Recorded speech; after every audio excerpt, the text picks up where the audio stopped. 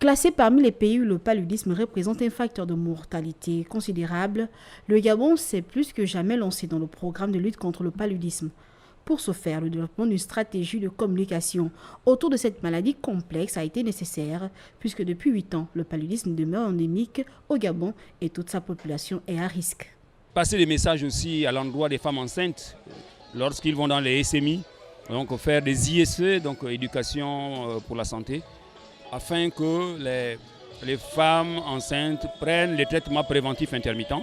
À côté de ça, d'autres sensibilisations que nous organisons, c'est dans les églises, au niveau des marchés, à travers les spots de télévision, radio. Si vous suivez la radio actuellement, vous voyez qu'on a fait passer des messages en langue locale pour sensibiliser le plus grand nombre, y compris ceux qui sont dans des zones assez reculées.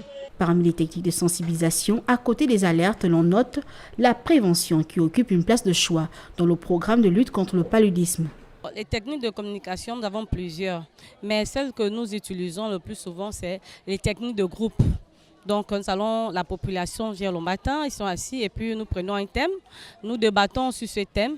Prenons par exemple comme aujourd'hui la journée mondiale du paludisme, on demande aux mamans comment elles se sentent souvent, les enfants se sentent souvent quand ils viennent en consultation.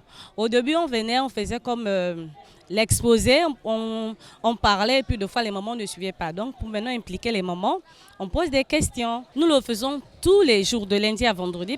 Et à côté de la moustiquaire imprégnée, des pulvérisations d'insecticides, des médicaments antipaludiques et plus récemment du vaccin. La communication s'enregistre donc sur la liste des moyens mis à disposition de la lutte contre le paludisme.